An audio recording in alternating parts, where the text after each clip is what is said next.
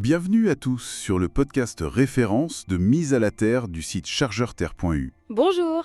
On aborde aujourd'hui une question qui revient souvent. Pourquoi est-ce que parfois, quand on se connecte à la Terre chez soi, à l'intérieur, on ressent rien, absolument rien, Ah oui, c'est vrai, on entend ça. Et c'est frustrant, on comprend bien. carrément. Alors on va essayer de voir ensemble pourquoi et surtout comment optimiser tout ça. C'est ça. Parce que, il faut dire que la plupart des gens rapportent quand même des améliorations, sur le sommeil, souvent, ou un bien-être général. Oui, un sentiment de calme, des choses comme ça. Voilà. Mais l'expérience, elle est très personnelle. Pour certains, ça va être spectaculaire, très rapide. Et pour d'autres, plus subtil, non? Plus progressif? Tout à fait. Une progression lente, on remarque à peine au début. Et puis il y a ceux aussi qui sont déjà en pleine forme. Eux, ils risquent de ne pas sentir de grandes différences. C'est possible. Mais attention, ça ne veut pas dire qu'il ne se passe rien au niveau physiologique. Ah, d'accord. Le corps peut en bénéficier sans qu'on s'en rende compte immédiatement. Exactement. L'absence de sensation, ça ne veut pas dire absence d'effet biologique. C'est plus silencieux. Fascinant. Et justement, ce côté biologique, comment ça fonctionnerait? On entend parler de James Hochman, ce biophysicien. Oui, James Hochman. Son hypothèse, qui est devenue assez centrale, c'est que la Terre agit comme une immense réserve d'électrons libres. D'électrons? Oui. Et en se connectant, notre corps pourrait, disons, absorber ces électrons. Et ces électrons aideraient à neutraliser les radicaux libres. Les fameux radicaux libres responsables du vieillissement, de l'inflammation. C'est ça, ces molécules instables qui abîment nos cellules. Donc la mise à la Terre aurait un effet anti-inflammatoire et antioxydant. Un peu comme si on se branchait directement sur l'antioxydant de la planète. C'est une image un peu simple, mais C'est assez parlant, oui. Et ce qui est intéressant dans cette théorie, c'est la rapidité potentielle. plus rapide que des compléments alimentaires, par exemple? Théoriquement, oui. Un complément, il faut le digérer, qu'il passe dans le sang, etc. Là, le contact direct pourrait apporter les électrons quasi instantanément là où il y a besoin. Donc une action anti-inflammatoire très rapide. D'accord, théorie intéressante. Mais bon, revenons à la pratique. Si on ne sent rien, par quoi on commence pour vérifier? J'imagine que la base, c'est la connexion elle-même. Ah mais c'est crucial. La toute première chose à faire, est-ce que la prise murale utilisée est vraiment reliée à la Terre? C'est pas toujours le cas, surtout dans les vieux bâtiments. Exactement. Beaucoup de logements anciens, ou même parfois moins anciens, n'ont pas la Terre sur toutes les prises. Il n'y a qu'un seul moyen d'être sûr. Le petit testeur. Voilà, le testeur de prise de terre. On branche, ça s'allume ou pas, ça indique si la broche de terre de la prise est bien connectée physiquement au sol. C'est indispensable. Ok, et si la prise est pas bonne?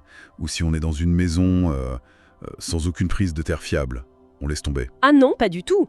Il y a l'alternative, le piquet de terre. Le piquet qu'on plante dehors. C'est ça. On l'enfonce dans le jardin ou même dans un grand pot de fleurs sur un balcon si on n'a pas de jardin.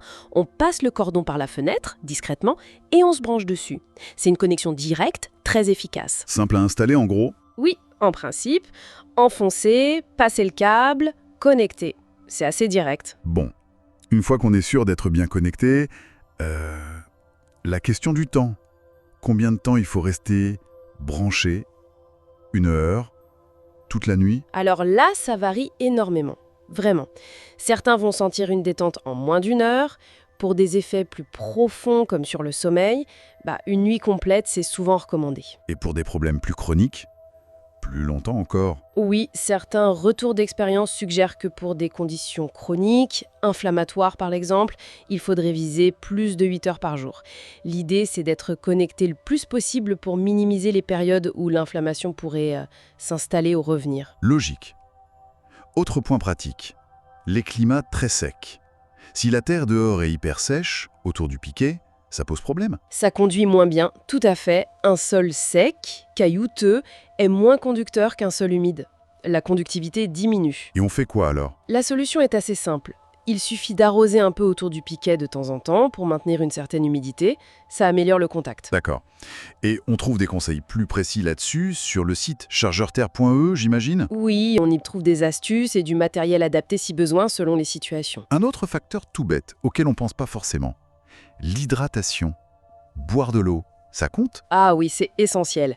Notre corps est fait majoritairement d'eau et l'eau, ça conduit l'électricité, donc les électrons. Donc si on est déshydraté, Ça pourrait réduire la circulation de ces électrons dans le corps et donc potentiellement diminuer les effets ressentis.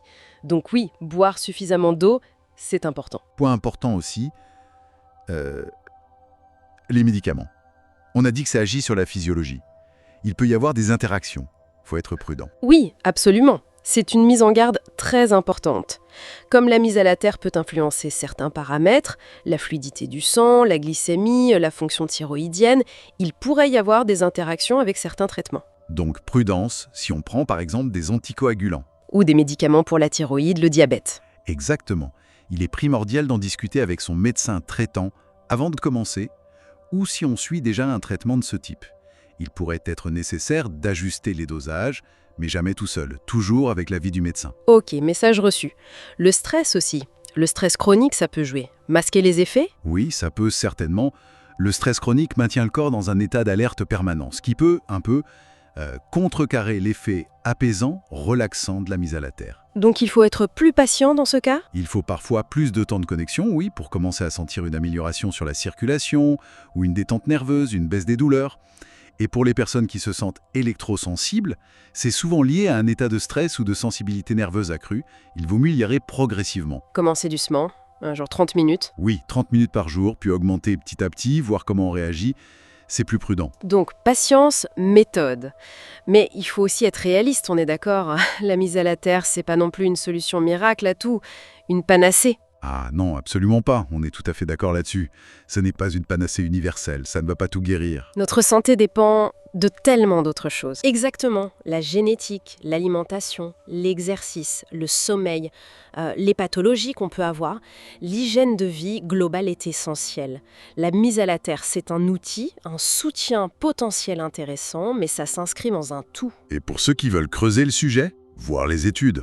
Il y a pas mal de recherches disponibles. On peut trouver des pistes, des liens vers des études scientifiques, d'ailleurs sur le site chargeurterre.eu pour se faire une idée plus précise et éclairée. Une dernière pensée peut-être. Si on ne ressent rien tout de suite, au lieu de juste dire ça marche pas, est-ce que ce serait pas l'occasion d'observer plus finement son corps, son énergie, son sommeil, mais sur la durée? C'est une excellente approche. Développer cette écoute de soi, au-delà de la recherche de l'effet waouh immédiat, c'est toujours bénéfique, mise à la terre ou pas, d'ailleurs. Merci de nous avoir suivis et on se retrouve très vite sur le site IRSING de référence sur la mise à la terre, chargeurterre.eu.